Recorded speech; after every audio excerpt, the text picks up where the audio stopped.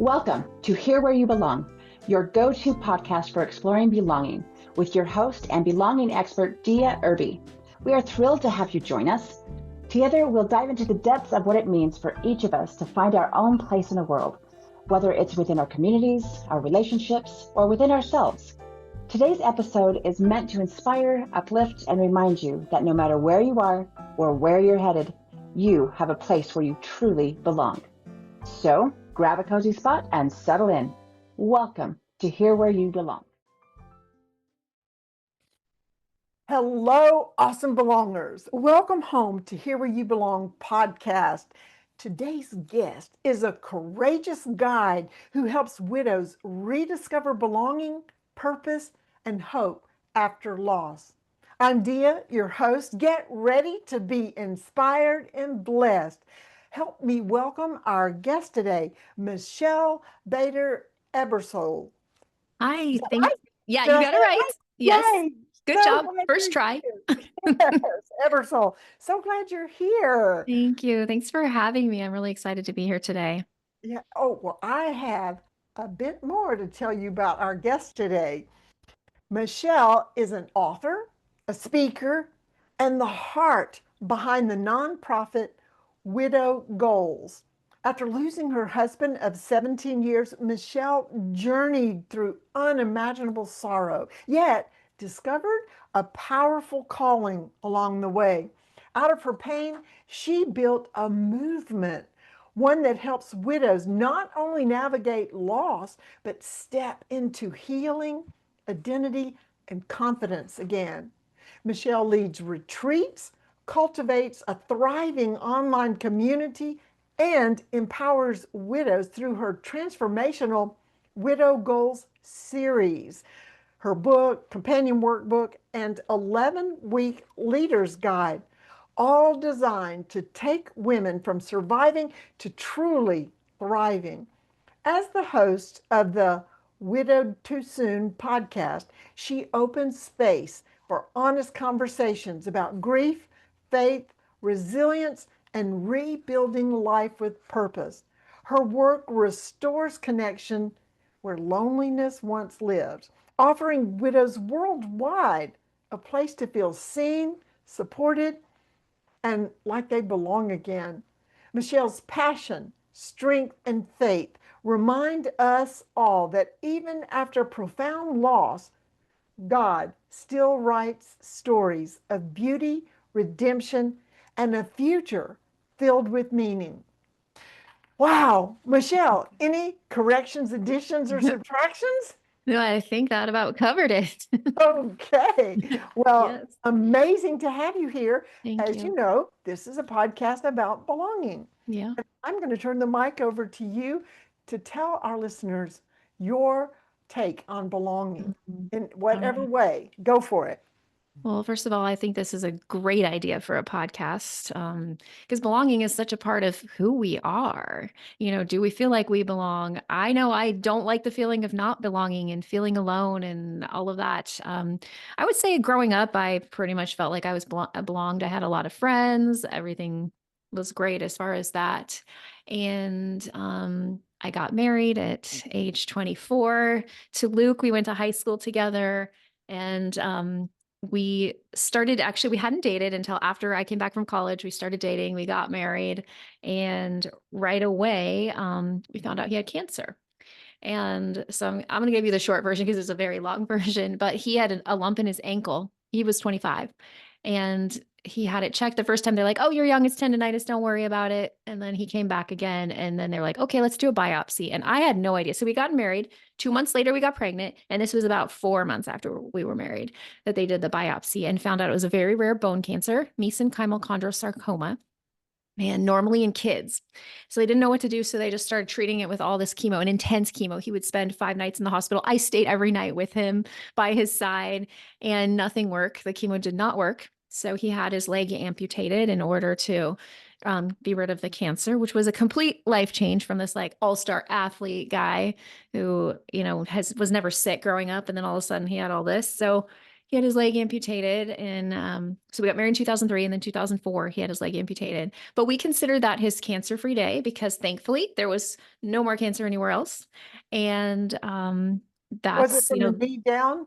oh, sorry, below the knee, 2 inches below the knee, which is a Okay. little bit easier than when it's above the knee. But still Yes. really awful. He had what's called phantom pains, things like it Oh, feels like it's on fire, it's being crushed. It was really awful. Um, but this is getting to my belonging story.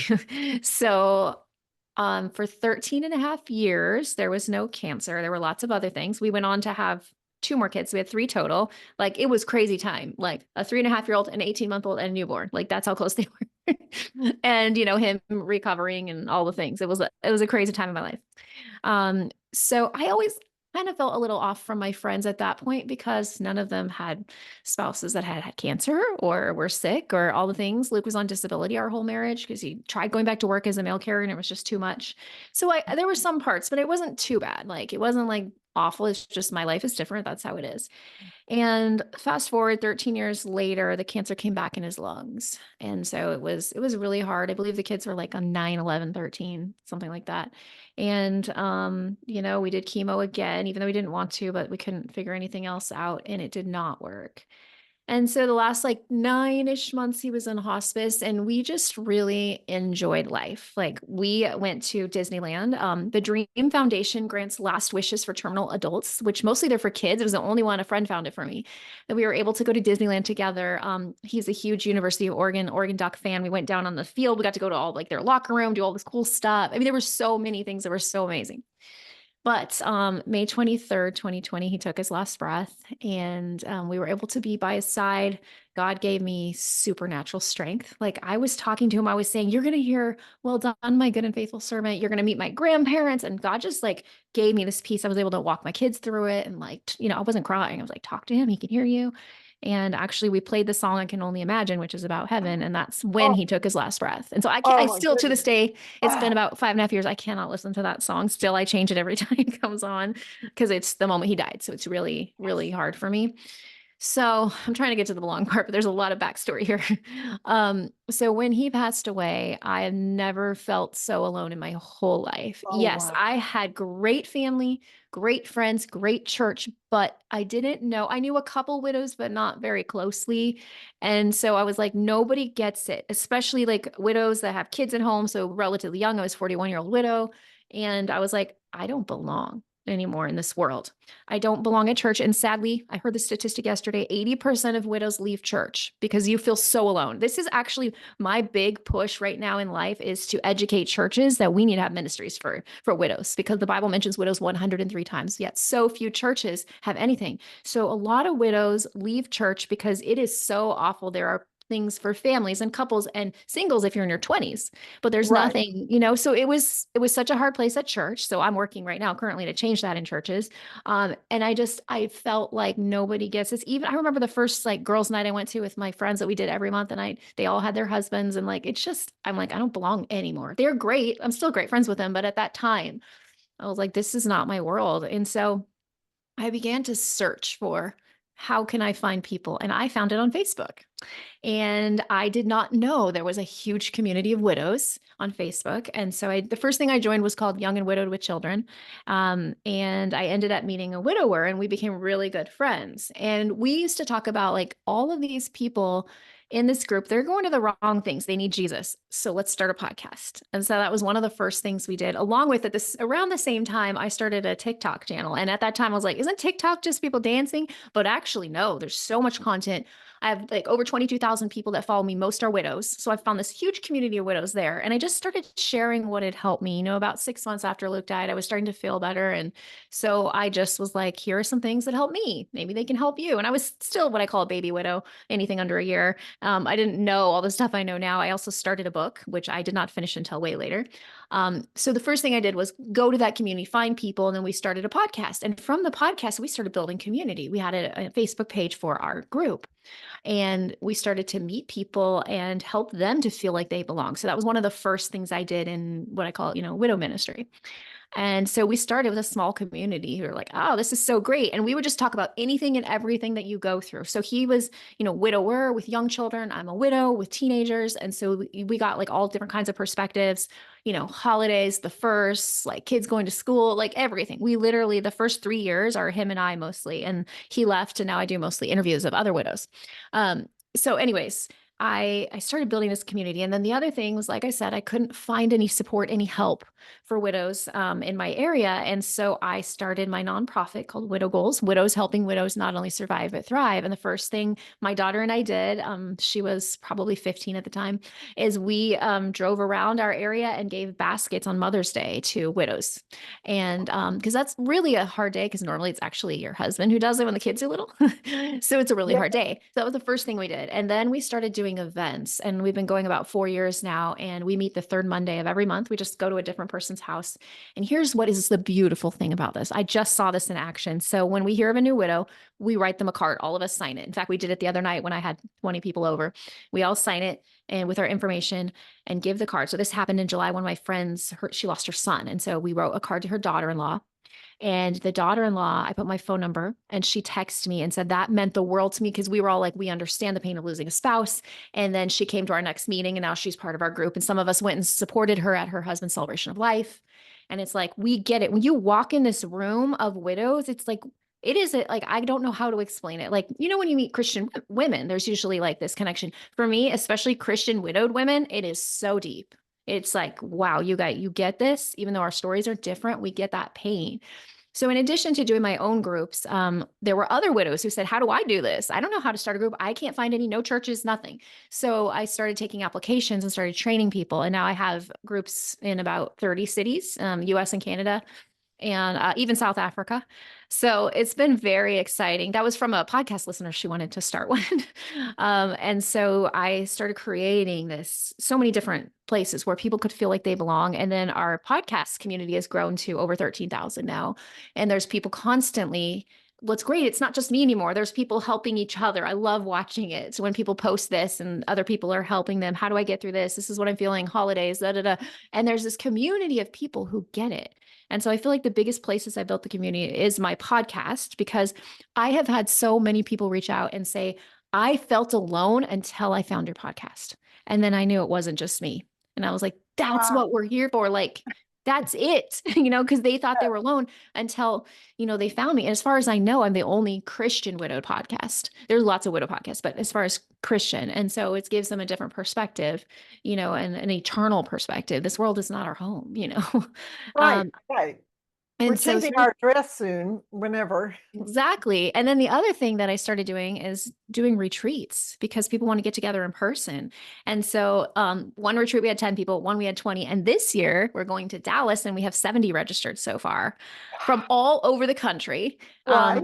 People who came, they found the ad on TikTok. They found it on my Facebook group. Some of them don't know anyone, and they're coming. And I have like dynamic widowed speakers who have volunteered their time to come and speak. And it is going to be an amazing time of healing. We're going to have breakout sessions. We're going to do line dancing, because the theme is morning to dancing. So we're literally going to have a time of dancing. It's in Texas. We've got a line dance. And widows of all ages are coming to this. Where are you located? I'm in Washington State.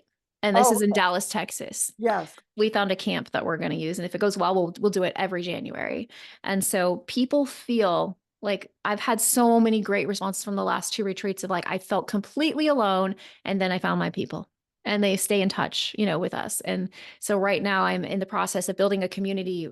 So everyone who's registered for the retreat, they are in a Facebook group, and they're already building this community with each other. So when they meet, they're already going to know I have friends. And then at the retreat, we're doing small groups, and we're basing it on cause of death. So they'll be like, okay, I really understand you. Cancer, suicide, heart, like all these different things. And so it's a deeper level than I could do. I knew that there were going to be suicide widows. That's a whole other level I can't personally relate to. It's so deep. And so I knew I had to get my friend Rachel there, who had dealt with it. And she's coming to be their small group leader and to help them, because it's an entirely different things. I have two people coming who lost not only their spouse, but also a child, both of them car accidents. I mean, there's just so much, but one of them's further down. She's going to be able to help the other one. And so I try to pair up people with, okay, I think you're going to connect with this widow. She's going to help you feel like you belong. And so it's this community that I know that God has given me this gift to shepherd this. I was a teacher before this, an elementary teacher. And I went back a little bit after Luke died, and then I was like, no, this is not my calling anymore. I just did a long-term sub. And then I was like, this is confirmation I'm done with this. And I'm supposed to work with widows. That's what I do. So that's what I do full time, is work with widows. I also take people through, I have a whole system with a book, a workbook, and a leader's guide. I take people through that. I do a grief group at the senior center here, like just whatever I can do to help. And it was so beautiful. We had Friendsgiving on Monday, and we had 20 widows, and we had, I think, 2 in their 30s, lots in our 40s, 50s, all the way up to 80s. And just to see everyone bond. And yes, there was tears, but there was a lot of laughter. Something that I always let people do is say their name, say the spouse. So I always say, what's your name? What's the name of your spouse? And then we did, what's a Thanksgiving memory you have? And what's something you're thankful for? And it was something positive. And it was beautiful to just hear their stories and to see them comfort each other. That is my favorite, when I'm like bringing these widows together, and it's not just me who knows all of them, then they know each other. And these friendships are strong. I've been doing my group for 3 years. 4, I think it's 4 actually. And so people have really connected. We're doing a Christmas party next month. And so I guess that's part of my story. That's most of it, like about the belonging. So I found a way to belong, and then I was able to create a community. My best friends are widowed. I mean, I have a few from before, but really, like, they get it. And It is like military people being on the battlefield together. yes. Comrades in arms. And you are. It is a battlefield of dealing with grief and dealing with loss. And unless you've been there, you just don't know. Mm-hmm. Right. Yeah. That's fabulous. You looked for something and couldn't find the answer, and answered God's call to create the answer. Yes. And that is so beautiful.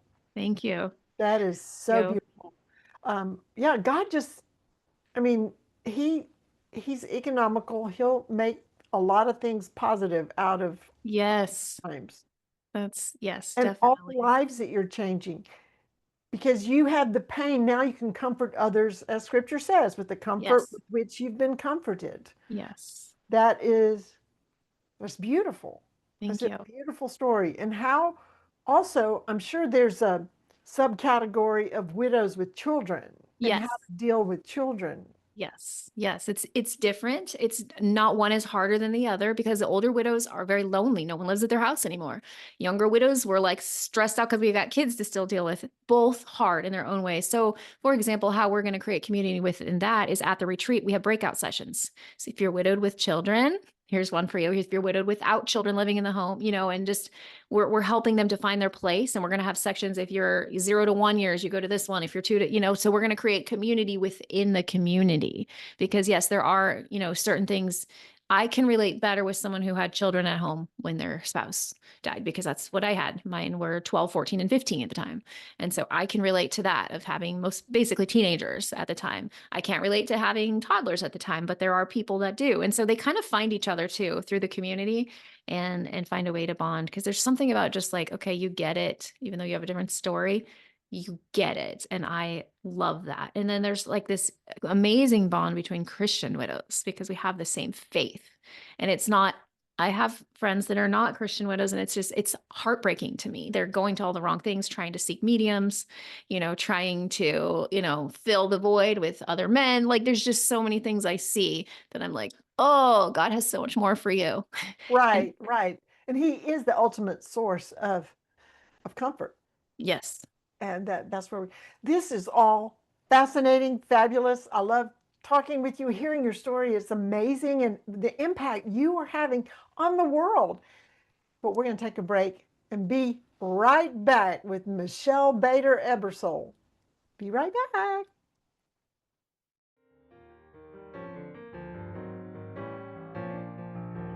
Hey there. Isn't my guest amazing? So glad you joined us today. In this world that often feels disconnected, building community and fostering belonging are essential. That's why I created this podcast, to bring inspiring people to you, to encourage you to create that sense of belonging and community, no matter where you are. If you're being blessed by my guests, and we have some more, like, subscribe, and share this podcast. You know who needs to hear this. Stay connected, stay true to yourself, and always remember, you belong. Now, back to our amazing guest.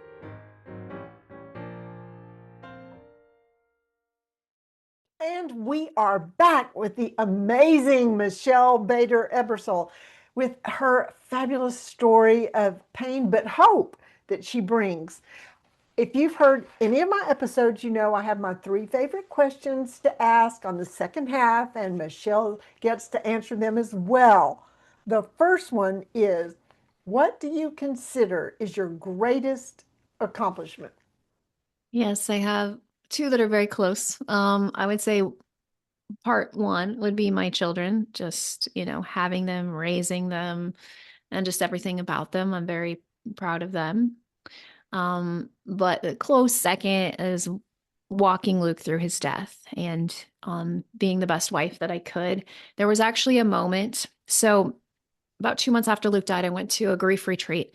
And that kind of changed. God showed me so much. And before that, I was like, why did my husband die? Am I being punished? Like, I couldn't understand it. And God gave me this beautiful vision. In fact, I have a whole chapter about it in my book called Know That You Are Chosen. And in this vision, I was kind of brought back to his deathbed. And this was like at the foot of a cross. They had these crosses and you're praying to God. And like, it's crazy. Like it's an amazing experience. You're like imagining Jesus on the cross, feeling his pain. It was so beautiful. And I was brought back to Luke's deathbed. And in that moment, I heard God say, he put a crown on my head and said, I'm proud of you. Out of all the women in the world, I chose you to be Luke's wife and walk him all the way to his death. And I chose you. And in that moment, everything shifted from punished to chosen. And that is the thing that most of the widows tell me from my book or my podcast that it's impacted them the most, is that it switched in their head too when I shared that.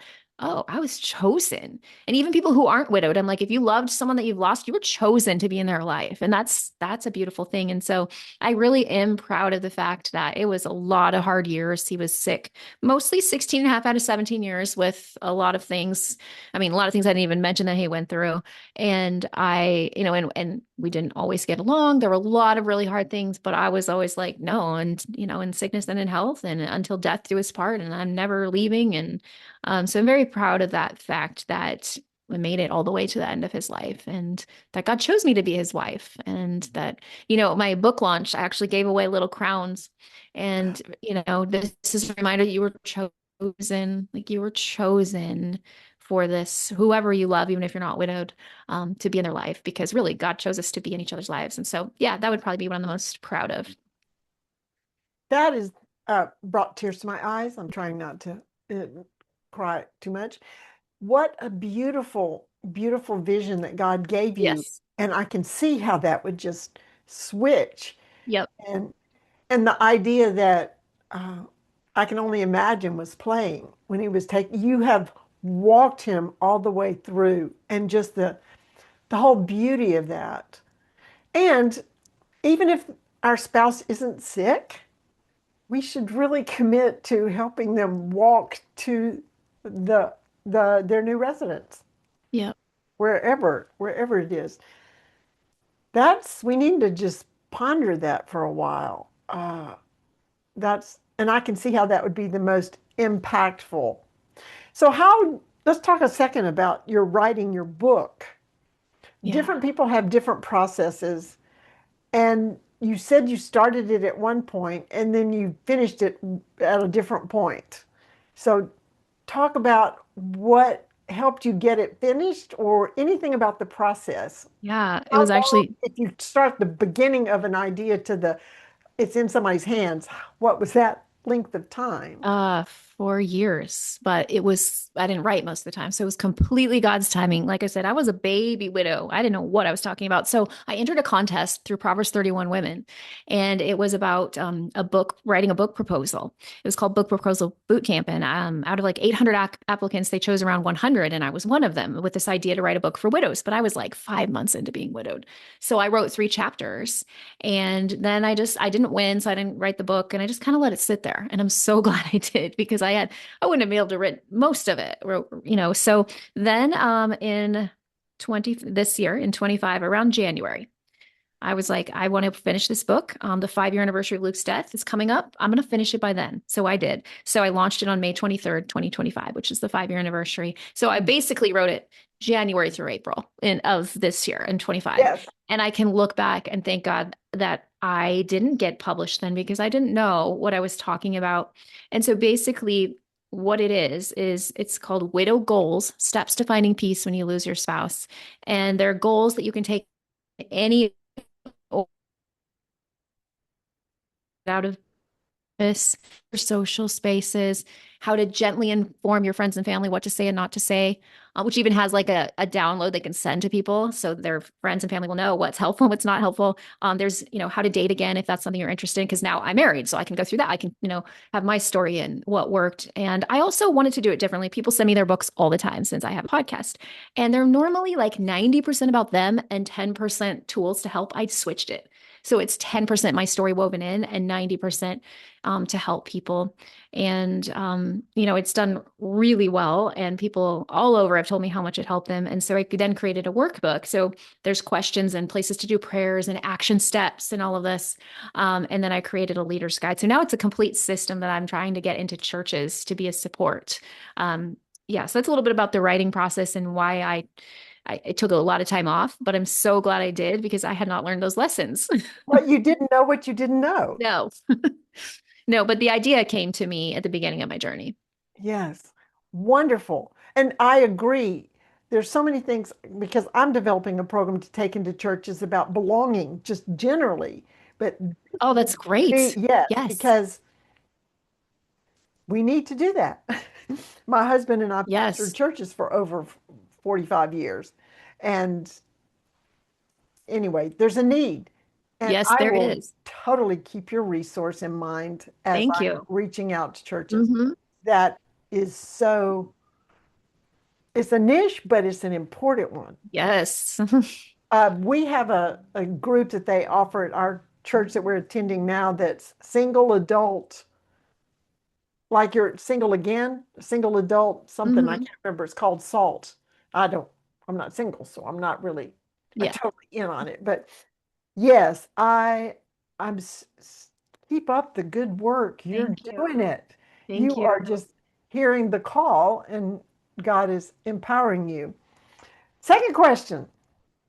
What makes you feel like you belong? Being around a group of people who get it, who understand, especially like the widow journey. It's very awkward for me when I have to meet people. So I'm, like I mentioned earlier, I think I'm remarried, and I do not like meeting people together with him, because then it's like this whole story, and you feel like I don't belong. Because when people ask us how long you've been married, they're expecting to hear like 20, 25 years. And I'm like, 2. And then they assume you're divorced, and it's a whole thing. And so like those situations, I don't feel like I belong. Like even at church, there's still moments when it's like, okay, we have a unique story. It's going to take a while. So when I'm around my children, did he have children? Any children? 4, yes. So how many children do you have? Well, and then we'll go. So then usually we're like, he has 4, I have 3. And then they know, but then it's like they assume I'm divorced, which that's another thing. Widowed people do not like to be in the same category. I understand that you're not. Divorce is really hard. My husband was divorced. I know it's a hard grief, but it's not the same. So that is actually a pet peeve of widows, is when someone says, I understand I'm divorced, because it's not the same. And especially if you have kids and they still have their parent, it's definitely not the same. No, totally not. But going back to your question, being around, and for me, that's my widow friends. Just like where you feel like you're heard and you're seen. I mean, it could be any group too. Just if I feel like I can be myself. I even actually notice this, because sometimes I can get really quiet in a group, And I was just telling Joel this because he's seen it before. He's like, "What? You're not quiet. Why do you get quiet?" It's like where I just don't feel comfortable. But once I feel comfortable, and it's different. I actually just noticed this, that if it's a co-ed group, like at church or whatever, I'm quiet. I don't say anything. But I'm in this women's group right now. We're training to do Bible studies, and I'm like talking. I'm like, "What is the difference?" I'm like, women, just I feel more comfortable around women. So I guess that's part of it for me. I didn't realize until I had those two classes back to back that had different kinds of people, like women and men. But I think just feeling safe, because there's some history of church stuff that doesn't make me feel safe with men. So I think that it's part Yeah. of that. So I guess, yeah, safety and other people who get you. My favorite is like my widow friends who get that, and then just friends I've known my whole life. They know everything about you. You don't have to explain. You can just, You that's don't the have best. to. Why do I have 7 kids? And how Right. old were his? Were they the older? Same? Do they blend in age-wise? Yeah, they're all the same ages. They're all from 17 to 21, all seven of them. But it's a complicated situation. Yes. Yeah. Yeah. But it is. So yes, totally. We we feel like we belong when we feel seen and heard Hmm. and understood. Yeah. So you've definitely found your place to belong. And again, what's exciting is that you are bringing that belonging to so many other women Hmm. aren't finding it. They're not finding it because you can't Yes. find it. And You that's know, why. it was so sad. I made this post about a month ago. We ended up leaving our last church just recently, but this new church has really embraced us and wanted me to give away my books. I mean, I volunteered. The pastor called me because he knows my story. He's like, "I'm going to preach on widows. Do you have any resources?" I'm like, "Yes, can I give them my book?" So I got to give my book out, meet all these widows, and I posted some pictures about it on my Widow Too Soon page. And it was like 100 comments about, because I said church can be the loneliest place as a widow. And they were all like, "Yes, I left my church. Yes, nobody helped me. The pastor didn't help me." Like just over and over and over. And it's just, I don't think that pastors realize like how they're not serving the widows. I mean, I don't we don't, Scripture, take care of the widows. right. So I'm not understanding why there's such an epidemic, especially in the US. I don't know other countries where we are not taking care of widows. Like it does not make sense. I mean, I hear story after story. I heard one the other day. I was on someone's podcast. She said, when I went to my pastor, he said, like, "Well, we only use the word. We don't I can't remember. It was something crazy. And she's like, "Well, it's the word of God tells you to take care of widows." I mean, and they're just rejected time after time after time from even having anything when I was widowed. And our pastor was great, but he was like, "No, we don't have anything, but you could start it." I was in no place to start anything. Like, I mean, it was when I was a baby widow. You And so, just got born and you hadn't learned to walk, but you can run. right. So there's just so many stories time after time of churches not stepping up. So something that I ask churches, like I did this before when "Can you tell me how you support widows?" Simple question. I actually That want to challenge people to ask their church that. Can you tell me how you yes, support widows? yes. I'm going to add that to my Yes. program of asking Yes. that. Yeah, and I was impressed by the church we went to, that we go to, because he's like, "Well, we have grief share, which it's okay, but it's not as specific as this is what I'm doing." But we go to widows' houses and we serve them, and we got to be part of that. We just did that. We went and raked leaves and did all these things, and like, okay, I'm like, this is a church in action. I can do this, Right, right. But if you can't support your widows, why are you doing all these extra ministries? It's basic. God tells us to take care of widows. I remember the first time I read that verse when I was widowed, about God as a defender of the widows and a father to the fatherless. And I'm like, that's me and my kids. That's That's me and right. my kids. And why aren't churches doing? I mean, I get very passionate. And there's three of us now who are like, we're going to get on a Zoom call in the next couple of days. How can we educate churches? What can we do? Like, yes, personally, I have a program, but we need to do more than that. Like, how are the men stepping up to help the widows who can't do anything in their house anymore, especially older widows? Like, Right. there's so much I could Yes. forever about that. We can together go there about all of the support and seeing and hearing and acknowledging people in Yes. churches. Okay, but we have a third question. Yes. What is your favorite quote? Yes. It's what we feel, God can heal. I love that. Take it Now in. tell me So, the history of that. yes, I can tell you exactly the history. So, after Luke died, I was in grief counseling, like in a grief group. It was 2020, so everything's online. But the grief counselor said, "What we feel, we can heal." And so for years, I would say, what we feel, we can heal. Like everyone on my podcast knows it. It's about don't stuff the feelings, because grief is like going on a bear hunt where you say, can't go over it, can't go under it, can't go around it, got to go through it. So if you stuff your feelings, it's going to come out later. Well, one day I felt like God said to me, no, it's not what we feel you can heal. It's what you feel I can heal. And I was like, oh yeah. Whoa, So then I changed revelation. it.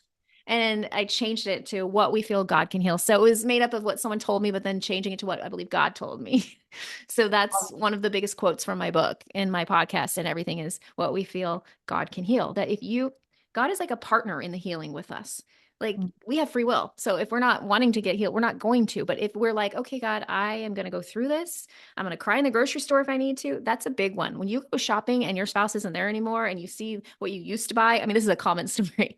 It's so hard. That first shopping trip is painful. And so I teach people, like, I don't care if you're in the grocery store, driving the carpool line, it doesn't matter. Your healing is more important than what people think. You've got to feel it. And so if we're feeling it, God can use his healing power and he can heal us through that. But if we're like, the people who 5 or 10 years down the road are in the same place, it's because they never felt it. They numb it with all kinds of things. Right. God can't heal it if you didn't first feel it. Yes.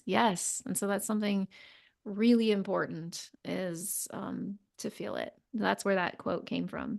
Well, it's beautiful. I love it. Wow. Well, before we close, which we could keep going on forever and ever and Yes. ever, but we're not going to, do you have any parting words for our listeners? I would just say, if you know someone widowed, please reach out to them. And we need people not just when it's brand new in the first 3 months. We need people 3 months, 6 months, 9 months, 12 months. If you know anyone widowed, I don't care how long it's been, could you please reach out to them? Send them a text. I'm thinking about you. How is it going? I mean, something, anything, because it is so lonely when nobody remembers. So I'm sure people listening know someone widowed. I'm going to challenge you today to reach out to them. I'm also going to challenge you to ask your church, how do we support widows? I was just wondering, how do we support widows? That is And great. then, and finding a way. And I did just create a web page for churches. And so I can And tell where you is that on it's your what's the address? widowgoals.org. So it's widowgoals.org / support program. And Okay. it's a video where I'm talking to pastors and like, how do you support churches? Here's the program. Churches can get a discount if they contact me directly. I will get them a big discount on the books. It's a win-win. And it's supporting widows. It's an 11-week program that's helping. But if your church can't do that, that's okay. It's not about that. Just get something going for widows. I just want widows all over Acknowledge the need. You got to Yes. first know that it's Yes. a need. Yeah, and I created the leader's guide. So even someone who's not widowed could walk in and they could do it. It tells them exactly what to say, the prompts to do, everything. Now, of course, it's best if it's someone widowed, but if there's no one in your church to step up and do it, you can take any leader who can do this. And they're going to learn a lot too about what it's like to be widowed. And so I just want to challenge you to reach out to a widow today. I guess that would be what I want to leave the audience with. I love that. Well, to our amazing guest, Michelle, thank you so much. And to our listeners, belongers, stay connected, stay true to yourself, and always remember you belong. This is Dia Irby with Here Where You Belong podcast, signing off. Bye now. Thanks for tuning in to Here Where You Belong. We hope today's episode has inspired you to embrace the beauty of belonging in your own life. Remember, no matter where you are or where you're headed, you have a place where you truly belong. Join us again next time for more insightful conversations and heartwarming stories. Until then, stay connected, stay true to yourself, and always remember that you belong.